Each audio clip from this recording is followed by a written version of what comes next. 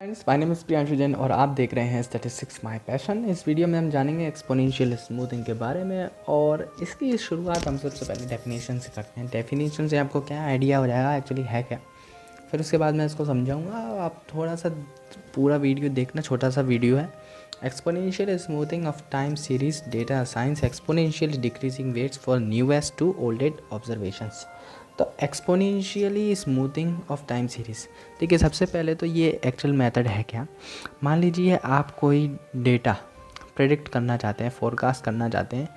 एक तरीके से हिंदी में हम भविष्यवाणी कहते हैं, तो भविष्यवाणी करना चाहते हैं हम। जैसे कि मान लीजिए आप कोई स्टॉक खरीदते हैं, आज रिलायंस का स्टॉक इतने का चल रहा है और आज 2022 है और आप चाहते हैं कि भैया 2030 में कितना रुपए का इसका प्राइस होगा, इसका फोरकास्ट चाहते हैं आप। तो आप कैसे करेंगे, है ना। तो इसके लिए हम क्या करते हैं, जितने भी पीछे की वैल्यू है हमारे पास, जैसे कि 2021 है हमारे पास, 2020 है, 2019, 2018, जितने भी पुरानी वैल्यूज़ हैं उनकी मदद से हम डेटा इकट्ठा करके हम आगे की जितने भी ईयर्स हैं उनको फोरकास्ट कर सकते हैं। ये एक्चुअल वैल्यू तो नहीं बताते कि आप सोचें कि 2030 में यही वैल्यू हमें मिलेगी या फिर इसके आसपास भी मिल सकती है। ऐसा नहीं है कि हम जो प्रेडिक्ट करें वो सही हो, कोई किसी कारण के वजह से, जैसे मान लो यहाँ पे वार हो जाए कोई, या फिर जैसे पेंडेमिक जैसे केसेस आ जाएं, तो उस स्थिति में शेयर मार्केट पे असर पड़ता है। उस वजह से डेटा में कुछ कम ज़्यादा आपको मिल सकता है। लेकिन फिर भी ये फोरकास्ट मेथड काफ़ी हद तक सही आपको नंबर्स बताते हैं। तो अब डेफिनेशन में ये कह रहे हैं कि एक्सपोनेंशियल स्मूथिंग जो टाइम सीरीज़ है वो एक्सपोनेंशियली डिक्रीजिंग करता है। जैसे कि मान लीजिए यहाँ पर 2022 है, तो 2022 पे हम ज़्यादा वेट देंगे, 2021 पे एक्सपोनेंशियली वेट घटता जाएगा, तो 2021 में वेट कम होता जाएगा, 2020 में उससे भी कम हो जाएगा, और ये वेट जो है एक्सपोनेंशियली घटता है। और एक्सपोनेंशियली मतलब जैसे कि आप कोई पावर होती है, जैसे 2 की पावर 1 है, 2 की पावर 2, 2 की पावर 3, ये एक्सपोनेंशियली। और इनको भी अब जब सॉल्व करेंगे तो 2 ये 4 है, ये 8 है, ऐसे ही 2 की पावर वो 16 हो जाएगा। तो इस तरीके से हम जो वेट देंगे वो इस प्रकार देंगे। तो अब मान लीजिए हमारी वैल्यू जो है यहाँ पे ये वाली है 2000, तो इसको ज़्यादा हम वेट देंगे, उससे कम की वैल्यू का हम कम वेट देंगे। इस तरीके से ये एक्सपोनेंशियली कम होता जाएगा हमारा वेट।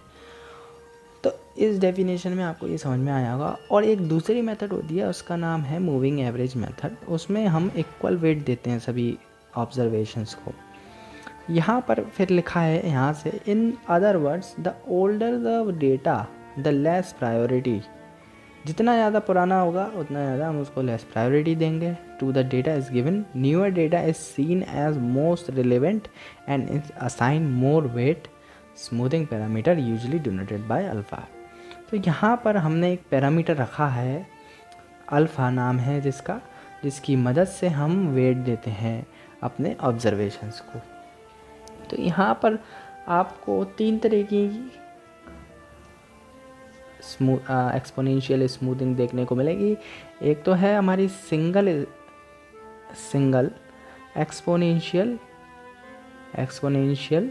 मेथड, एक होती है हमारी डबल एक्सपोनेंशियल मेथड, और एक हमारी होती है ट्रिपल एक्सपोनेंशियल मेथड। तो ये जो तीनों मेथड हैं उसमें से सबसे पहले मैं आपको सिंपल एक्सपोनेंशियल मेथड के बारे में बता रहा हूँ। तो आप सिंपल एक्सपोनेंशियल मेथड को देख सकते हैं, इसका फॉर्मूला क्या होता है इस वीडियो में मैं बता रहा हूँ। एक्सपोनेंशियल मेथड कहते हैं इसको। अब ये एक्चुअल में इसका फॉर्मूला क्या है, सिंपल सा फॉर्मूला है इसका, S T is equal to alpha Y T minus 1 plus 1 minus alpha S T minus 1। अब यहाँ पर आपको पता होना चाहिए कि एक्चुअल में यहाँ पे अल्फ़ा क्या है, एस क्या है, वाई क्या है। तो यहाँ पर अल्फ़ा जो है वो एक कांस्टेंट है, अल्फ़ा एक कांस्टेंट है, स्मूथिंग कांस्टेंट कहते हैं हम उसको, जिसकी वैल्यू 0 से 1 के बीच में आती है। जिसकी वैल्यू किसके बीच में आती है, 0 to 1 के बीच में आपको इसकी वैल्यू मिलेगी, अल्फ़ा की वैल्यू। तो और ये अगर आपको alpha when alpha is close to